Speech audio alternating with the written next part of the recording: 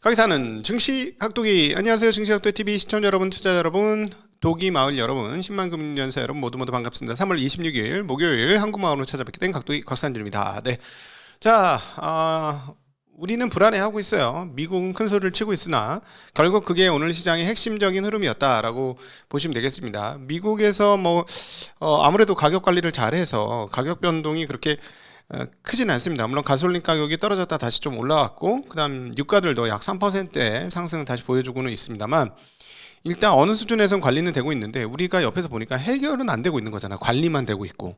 그렇죠?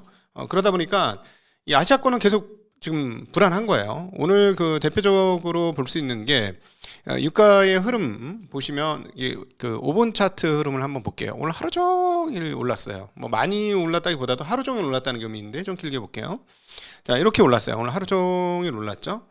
그러니까 조정이 한번 크게 이루어지고 난 다음에 이제 마무리되고 떨어지는 게 아니고 쉬고 있으면 슬금슬금 올라.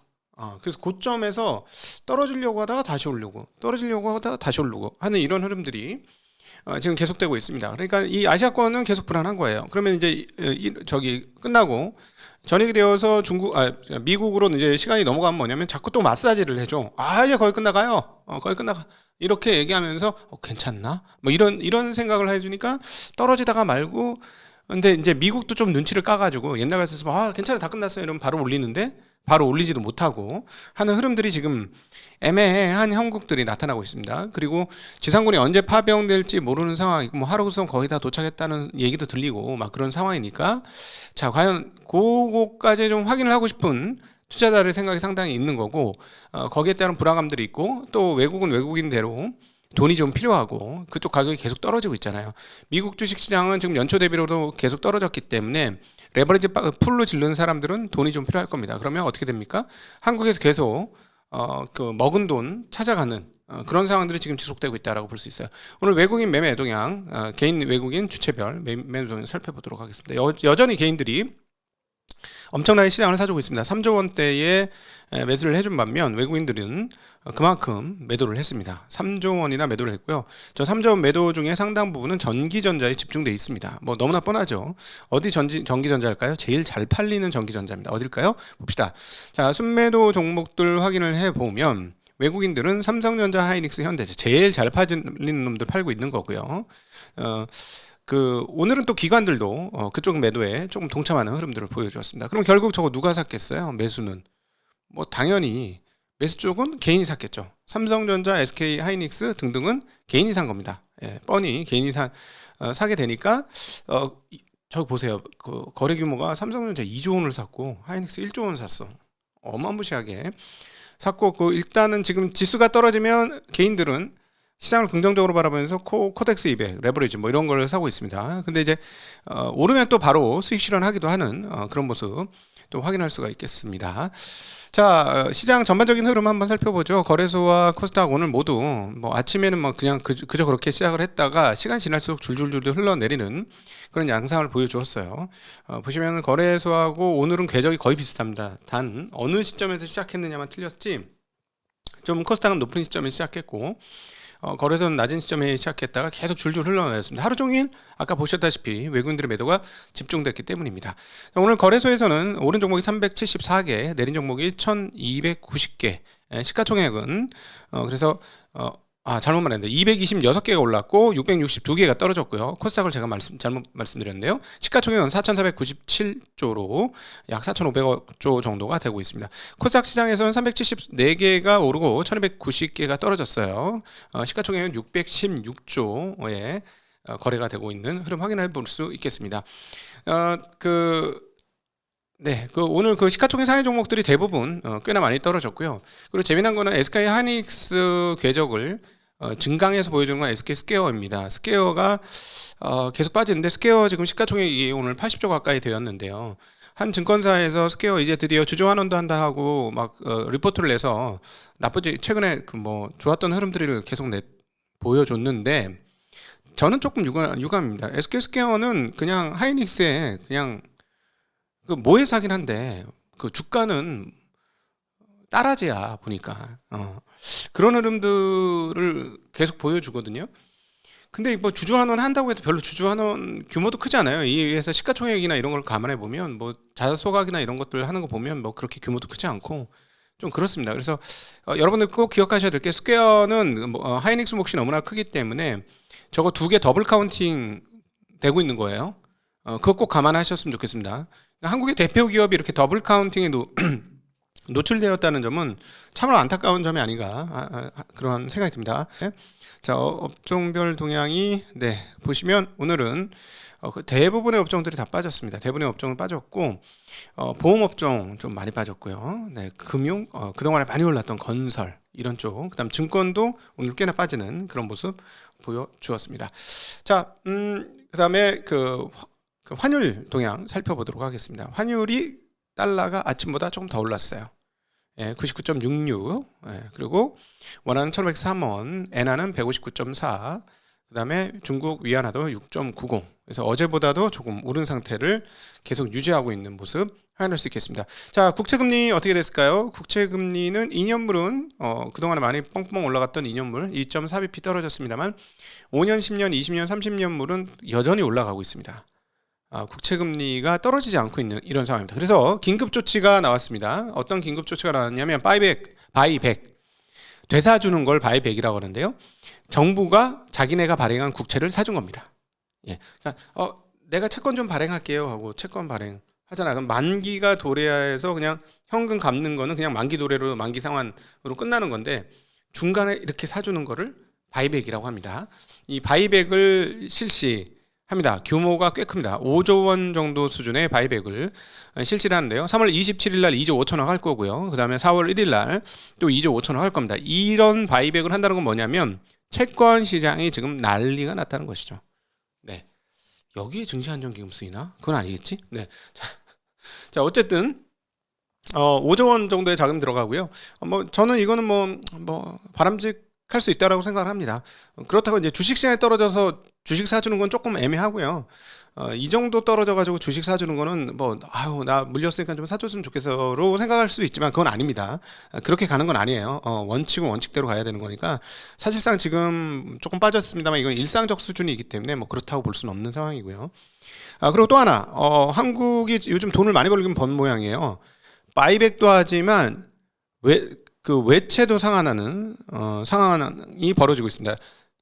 세금이 많이 거쳐가지고 초과세수가 났죠. 법인세가 엄청 많이 거쳤고 그 다음에 증권거래세가 엄청나게 많이 거쳤습니다. 그래가지고 이걸로 빚을 갚는 상황이에요. 그러니까 우리 주식 투자자들 애국자들이야. 여러분이 낸 뺑뺑이를 통해서 외채를 갚습니다. 뺑뺑이 좀 하지 마. 좀 우리 금융전사분들은 뺑뺑이 좀 하지 마세요. 너무 뺑뺑이 많이 하면은 안 돼. 얼마나 뺑뺑이 많이 쳤으면은 외채를 갚아 그냥. 부동산 세금 걷어가지고 외채 갚겠냐고. 그거 아니잖아. 물론 앞으로는 그렇게 될 수 있을지 모르겠지만. 자, 어쨌든 그렇습니다. 그 다음에 이제, 앞으로 지금 계속 문제가 되는 거는 이제 전쟁 때문에 계속 이슈가 되고 있는데 사실은 전쟁 다음 스텝을 생각해 보면 조금 문제가 되는 게 그림자 금융 문제가 조금 있습니다. 오늘 서울경제에서 그 내용들을 살짝 언급을 했는데 신현송 차기 하는 총재 발언들을 좀 끌고 와서 그 얘기하는 줄 알고 봤더니 그 얘기는 안 하고 딴 얘기를 하긴 했는데 그럼에도 불구하고 신현송 총재의 발언이 좀 있어서 그분의 이야기와 함께 앞으로 우리가 주의해야 될 부분이 뭐냐 금융시장에서 그걸 한번 생각해 볼게요. 신현송 총재가 가장 최근에 한 발언은 2월 달에 프린스턴대 강연이 있었습니다. 거기서 뭐라고 얘기했냐면 기업이나 가계의 자금 조달 체계가 구조적으로 변화하고 있다라고 언급을 했다고 합니다. 자, 이게 무슨 말이냐 설명을 해드릴게요. 그동안에는 기업이나 가게는 돈을 어디서 껐어요? 어디서 끌까요? 여러분 돈을 어디서 꿔요? 저한테 꾸나? 아니죠. 은행한테 꾸죠. 은행한테 꿉니다. 근데 요즘에 그 구조가 달라졌다는 거죠. 사모가 시스템화되면서 사모에서 돈 빌리는 경우가 많아요. 개인한테 빌려주는 건 아니고요.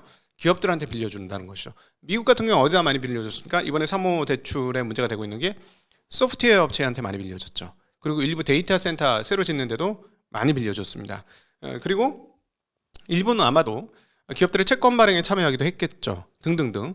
그러니까 과거에는 로직이 단순하다. 논리가 단순해서 어디서 돈 빌렸어? 어느 은행이야? 그래 총 얼마야? 그러면 어떻게 되냐면 은행한테 점검을 해보면 너희들 총 빌려준 돈 얼마야? 그래 여기서 그러면은 유주의하고 부주의해야 할 게 뭐야? 그다음에 못 받는 거 잠정 손실되는 거 뭐야? 한번 분석해가지고 갖다 줘요. 대신에 보수적으로 갖고 와요. 뭐 이러면 은행에서 딱 갖고 오면 판세가 딱 읽는단 말이야. 그러면 은행은 조금 컨트롤을 받을 수밖에 없는 존재거든요.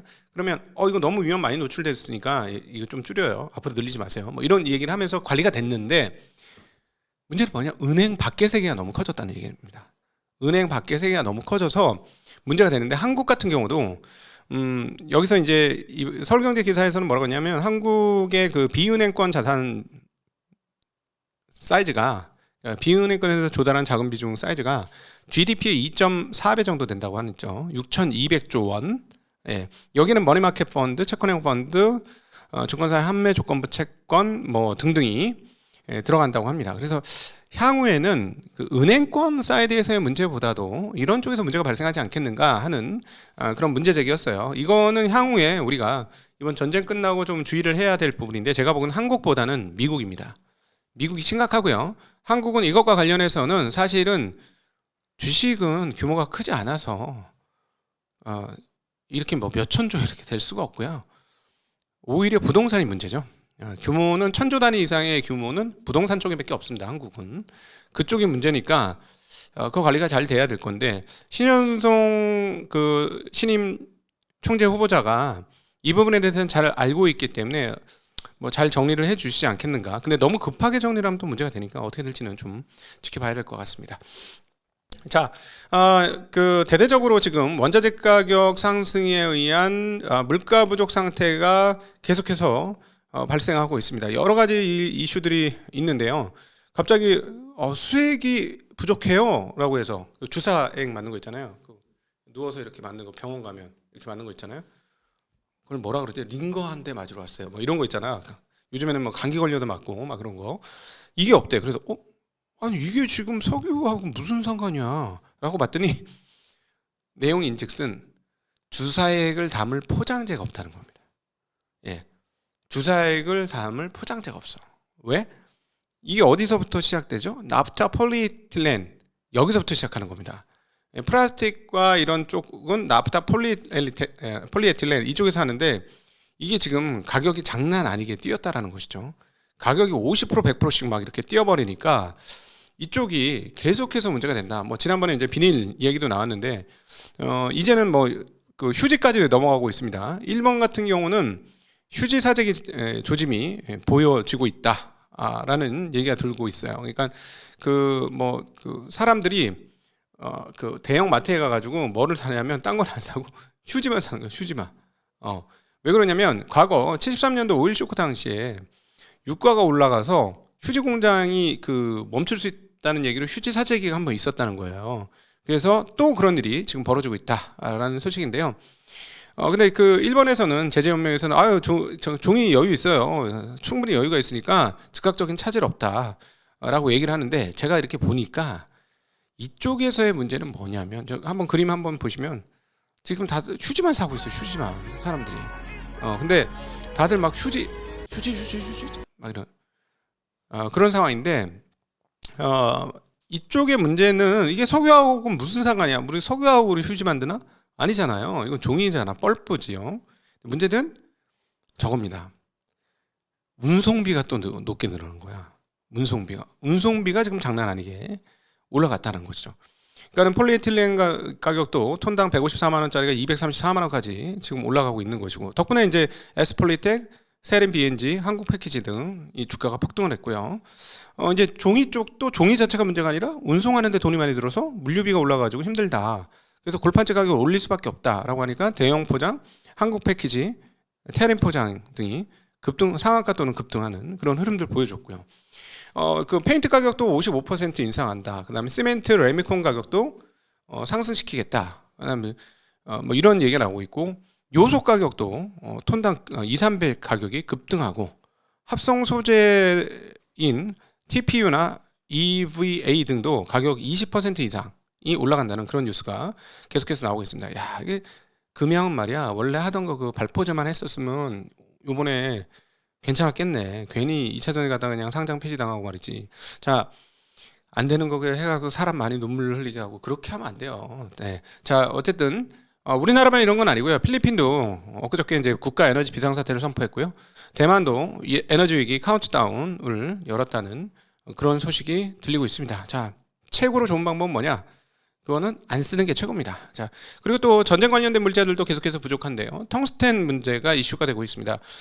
텅스텐은 이게 전쟁의 그 무기에 많이 쓰인다는 거예요. 이게 정말 딱딱하다는 거죠. 텅스텐 하면 우리 옛날 어렸을 때 갤럭시 원조 있어요. 갤럭시 시계, 사파이어 텅스텐에 어쩌고저쩌고 막 이런 그 옛날 막 그 선전하던 우리 아버지가 차고 다니던 그거 생각나는데 이게 단단하다는 거죠. 단단해. 텅스텐 녹는 점이 무려 3,422도래요. 금속 중에서 녹는 점이 가장 높은 게 텅스텐인데 그러다 보니 정말 개 단단하다는 거지. 진짜 단단해서 어디에 쓰이나 그 미사일 앞에 이렇게 뾰족한 거 있죠. 뾰족한 거. 뭐 이렇게 뚫어야 되는 거 있죠. 거기에 쓰이고 그다음 장갑차 이렇게 방어해 주는데 이런데 텅스텐이 쓰인다는 것이죠. 네, 세계 텅스텐 생산의 압도적 1위는 어딜까요? 역시나 중국입니다. 80%입니다. 근데 얘네가 2월부터 수출 통제를 강화를 했어요. 그래서 중국으로부터 나오는 수출량이 40% 감소를 했습니다. 그리고 작년도부터는 서서히 채굴량도 감소하고 있었던 상황이었기 때문에 이 텅스텐도 공급 부족이 있는데 문제는 뭐냐면 뭐 텅스텐 뭐 우리는 평화를 사랑해요. 우리는 무기 안 만들 거야. 뭐 이러니까 상관없을 수도 있으나 어디에 연결이 되지? 예, 역시나 소재 반도체는 수많은 소재로 만듭니다. 6불화 텅스텐이 사용이 되거든요. 이게 금속 배송 공정에서 상당히 많이 사용이 되는데 그리고 이걸 이용해서 낸드 플래시를 적층하는데 이렇게 사용되는 중요한 소재인데요. 야, 이것도 문제가 되는 거 아니야? 어제는 뭐야 저기 가스 분해 갖고 나오는 뭐였죠? 그것도 문제라고 했었는데 이름이 또 생각 안 나네. 예. 근데 계속 이런 문제가 지금 벌어지고 있다라고 원자재 그냥 이러니까 자꾸 이제 이런 소식들이 자꾸 들리니까 조금씩 불안해지는 상황인데요. 일단 저희는 그렇습니다. 5월 달에 백악관에서 미중 정상회담 한다고 발표를 했으니 일단 시나리오 상으로는 4월 달에 끝난다라고 보시는 게 맞을 것 같습니다. 자, 이번에는 우리 증시학도 TV에서는 굉장히 반가운 소식인데요. 오늘 그 여당과 정부에서 거래소 거버넌스 대전환 토론회가 있었습니다. 와, 생산적 금융을 위한 거래소 거버넌스 대전환 토론회. 이건 조금 길게 뽑아볼게요. 오기영 의원이 아까 그 사진에서 뒤에 서서 제일 오른쪽에 계신 분이거든요. 그럼 굉장히 제가 직접 한번 들어봤어요. 그분이 하는 얘기를 방송에 나와서 하시는 얘기를 한번 어떤 생각을 가지고 있을까 들어봤더니 굉장히 균형 잡히신 분이고 저분도 아마 법 쪽 출신이신 것 같은데 이 자본시장에 대한 이해도가 굉장히 높으시더라고요. 근데 이분이 이렇게 얘기했어요. 최근 삼천스탁이라는 단어가 계속 회자되고 있는데 저는 그것이 아니라고 말씀드렸다. 이렇게 얘기했습니다. 그리고 금융이나 투기 그리고 정치권의 공식 입장도 아니다. 그런데 언론에서 그 단어를 쓰면서 약간의 버블이 만들어지고 있어 유의해야 한다라고 경고를 하셨습니다. 이건 잘하신 것 같습니다. 지금이라도 늦지 않았습니다. 지금이라도 하셨어야 되는 건데요. 그러면서 뭐라고 했냐면 부실 기업에 투자하도록 메시지가 가면 안 된다. 오히려 혁신 기업들을 발굴하고 이들이 더 자본을 조달할 수 있는 기회를 보장하는 방향으로 코스닥 시장의 변화가 논의되어야 한다. 네, 다행입니다. 지금 코스닥은 버블입니다. 100% 버블입니다. 저는 감히 말씀해 코스닥은 완전 버블이에요. 네, 그래서 부실 기업 정리를 추진하겠다는 거래소와 금융위원장의 메시지가 현재 시점에서 매우 적절하다고 본다라고 이야기하셨어요. 아주 잘하셨습니다. 박수.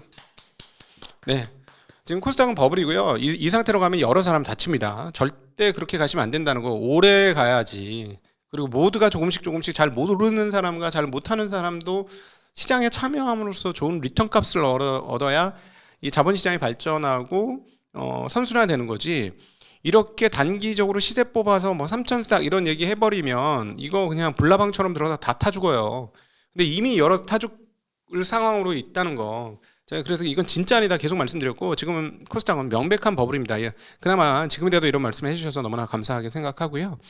권대영 금융위 부위원장 이렇게 말씀하셨습니다. 우리금융이 부동산과 담보 중심에서 벤처, 모험, 혁신, 인내 자본 중심으로의 질적 변화가 절실한 시점이다.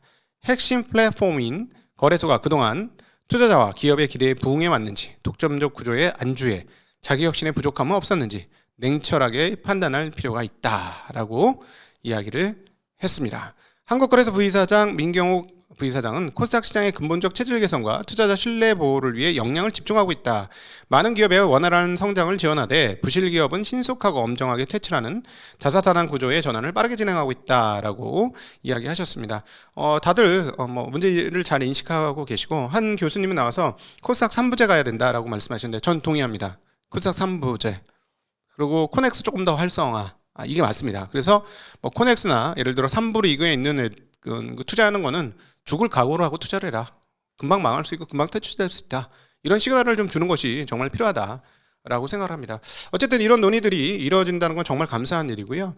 거래소는 제가 드리고 싶은 말은 생각을 조금 더 구조 전환을 하셔야 된다.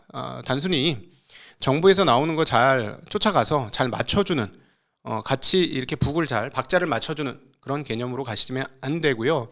선도적인 입장에서 동북아 금융 허브를 만드는데 좀 노력을 해주셨으면 좋겠습니다. 외국 자본, 외국인들의 투자를 어떻게 하면 활성화시킬 것인가? 그렇게 위해서 자본 외환 구조를 어떻게 바꾸며, 그다음 통합 계좌를 어떻게 활성화시키며 이런 것에 대한 고민들을 하셔야 하고요. 그리고 이거 하라고 하니까 이렇게 조금 안 되는 건 퇴출시키고 이런 아이디어 말고요. 어떻게 하면 우리나라의 투자자를 보호할 건가? 여기서부터 시작하셔야 됩니다. 좀 영업 마인드를 좀 가셔야 돼요. 투자자들, 국민을 어떻게 하면 살릴 것인가. 그래서 여기 온 사람들이 어떻게 다 행복할 수 있을까. 이 생각을 가지고 정책을 짜십시오. 그러면 지금처럼 이렇게 느슨하게 가지 않을 거라는 얘기입니다. 나 할 일 다 했어. 이거 아닙니다. 여러분, 다치는 사람이 나오면 여러분 잘못하신 거예요. 다치는 사람이 최소한 나오도록 그렇게 해야 됩니다. 그냥 냅두면 여기는 이익과 욕망이 버무려지면서 사람이 죽을 수 있는 곳이에요. 그래서 제가 좀 거칠지만 이런 말씀드립니다. 왜냐하면 아직도 한국 기업들이 정신을 못 차리는 기업들이 너무 많기 때문에 그래요. 자, 오늘 LS 그룹이 지난번에 엑시스 솔루션스 중복 상장 하려고 했었죠. 그리고 아니 왜 우리가 분할해서 상장한다는 왜 다들 땡땡이야 이렇게 회장님께서 말씀하셨던 바로 그 회사입니다. LS. 자, LS가 사실상 그 HX 솔루션스를 상장하려고 예비심사 청구를 했었어요. 언제? 작년도 11월 7일 날. 그러니까 LS 소행주주연대가 열받아가지고 상장 저지 1차 탄원서를 제출을 했습니다. 근데 그냥 주주 설명회 개최했어요. 그러니까 주주연대는 이렇게 되면 모회사는 껍데기만 남는다. 이거 나가면 안 된다. 막 이렇게 얘기했는데 아예 그냥 계속 진도 나갔습니다. 1월 15일 날 올해 공모주 우선 배정 계획을 발표했습니다. 그러다 그 공모주 좀 배정을 주주들한테 기존 주주들한테 줄게 했더니 주주연대는 싫어 이렇게 얘기한 거죠. 그러면서 강력 저지를 선언했습니다. 그런데 21일 날에는 안 돼. 상장 통한 자금 조달해야 돼. 이렇게 얘기했습니다. 이때쯤 이런 얘기 나온 거죠. 아니 알아서 분할 상장한다는데 돈 좀 땡기려고 하는데 왜 너희들이 뭐 이런 톤으로 회장님께서 얘기하셨죠. 그런데 조금 이따 LS 중복 상장 코리아 디스카운트 원인 L모자 달린 기업은 투자 안 한다면서요. 뭐 이 얘기 나오면서 갑자기 분위기가 확 바뀌었죠. 그러면서 SX의 상장 신청을 철회했습니다. 자, 근데 주총에서 아주 재미난 얘기들이 나오고 있는데 LS는 이렇게 얘기했다고 하네요. 중복 상장 없이도 투자 여력은 충분하다. 정부의 가이드라인을 준수하겠다. IPO 속도를 조절하겠다. 이렇게 얘기했습니다. 현금 창출 능력은 한 1.5조 정도 되는데요. 외부 자금 조달 없이도 가능하다라고 지금 와서는 이렇게 얘기를 하고 계시네요. 예전하고 말이 바뀌었어요. 자, 근데 여기서 한 가지 저는 또 문제 제기를 하고 싶은 게 아니 이런 사실 나라 전체 일을 보면 작은 일 하나잖아. 잘못된 거니까 정치권에서 한마디 정도 해줬으면 너무 감사하죠. 어쨌든 이번에 정치권에서 얘기를 해줘가지고 이게 이렇게 돌아갔는데, 근데 매번 이럴 수는 없잖아. 자율적으로 가야죠. 그렇지 않습니까? 매번 어떻게 문제 생기면 막 신문고 두들겨서 저 좀 살려주세요, 저희 좀 살려주세요 이렇게 할 수는 없잖아. 그럼 누가 해야 돼요? 계속 강조하지만 거래소가 알아서 해야 합니다. 제발 거래소 좀 알아서 좀 해주십사 하는 바람을 다시 한번 강조해서 말씀드리는 바입니다. 자, 그리고 그 한국의 대미 투자 관련된 이야기로 오늘 마무리 지어 보도록 하겠습니다. 자, 한국이 미국에 3,500달러 전략적 투자를 하기로 했죠. 그 중에 1,500달러는 마스가 프로젝트, 너희들의 배를 우리가 만들어줄게 하는 프로젝트로 이제 사용이 되어지고요. 나머지 2,000억 달러에서는 원전, 그다음에 전력, 인프라 이런 쪽이 얘기가 나왔는데, 오늘 또 얘기 나온 것은 재미난 것은 담수화 사업을 우리가 해주겠다. 그러니까 공짜로 해주겠다는 게 아니고 뭐 이렇게 그 미국 캘리포니아가 저는 미국에서 이런 일이 있다는 게 깜짝 놀랐는데, 거기 비가 안 오긴 안 오거든요. 그리고 아몬드 하도 심어가지고 물을 다 빨아먹어가지고 물이 없어. 그래가지고 산불도 많이 나. 그리고 물도 없는 그런 분위기가 됐죠. 사람 먹을 물을 그 캘리포니아가 다 먹어가지고 없는 거야. 그래가지고 담수화 프로젝트가 필요하대요. 우리가 중동에 가서 담수화 프로젝트는 해줬는데 우리가 미국 가서 담수화 프로젝트를 한단 말이야? 격세지감일세. 이런 생각이 좀 많이 들었는데, 어차피 바다가 옆에, 담수화가 뭐냐면은 그 바다를 그냥 맹물로 만드는 사업입니다. 바다를 맹물로. 그러니까 어떻게 만드냐?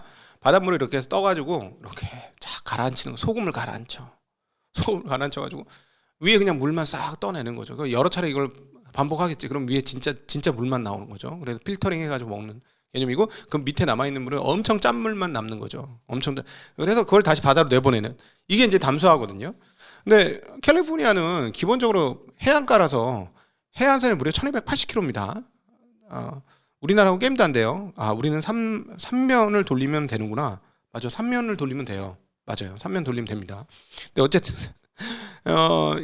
이거를 하겠다는 건데, 어떻게 할 거냐?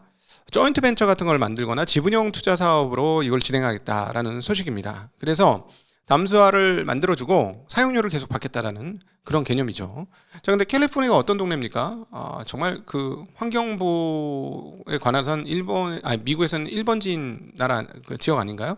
그래서 이게 담수화를 해서 염수를 배출을 하면, 아주 진한 소금물을 배출을 하면은 주민들이 괜찮을까? 이거에 대해서 뭐 얘기 없을까? 물고기들 다 죽어 뭐 이렇게 되는 거 아닐까? 뭐 이런 걱정이 좀 되긴 하는데, 어쨌든 우리의 그 미국 프로젝트가 조선이 있고요. 그 다음에 전력 인프라, 그리고 거기에 따른 원전, 이런 것들이 있고, 그 다음에는 담수화도 있다라는 거죠. 자, 그래서 그저께 이제 우리 한화, 저희 그 지금 2달째 저희 그 증시각도의 TV 스폰을 해주고 있는 하나자산운용에서 새롭게 만드는 한국 제조업 그 ETF 있잖아요. 거기서 했던 얘기가 지금 딱 들어맞고 있습니다. 미국은 한국 없이는 이제 살 수 없다.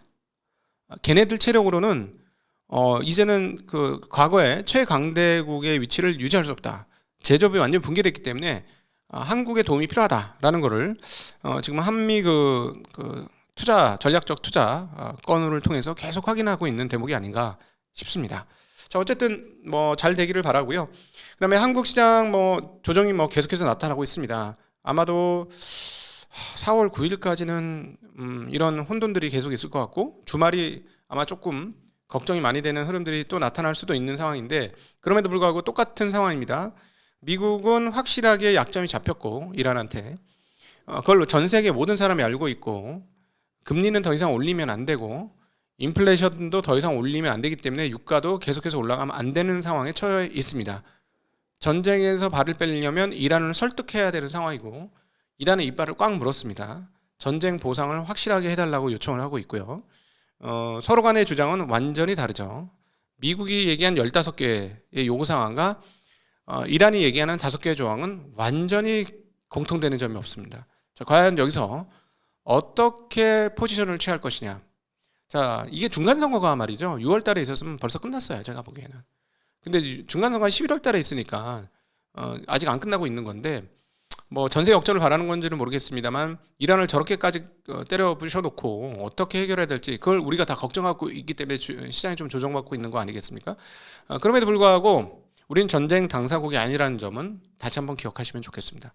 우린 전쟁 당사국이 아닙니다. 그리고 이번 사건을 통해서 미국이 생각보다 허점이 많다는 게 많이 드러났고 그 허점은 결국 한국을 통해서 커버리지가 돼야 된다는 점도 계속해서 확인되고 있다는 점도 기억하시면 좋겠습니다. 그리고 한국은 계속해서 정책에 의한 시장 변화가 질적 변화가 진행되고 있다는 점도 기억하시면 좋겠습니다. 힘내시기를 빌겠고요. 때가 되면 지나갑니다. 오늘도 힘내시기를 빌겠습니다. 감사합니다. 안녕.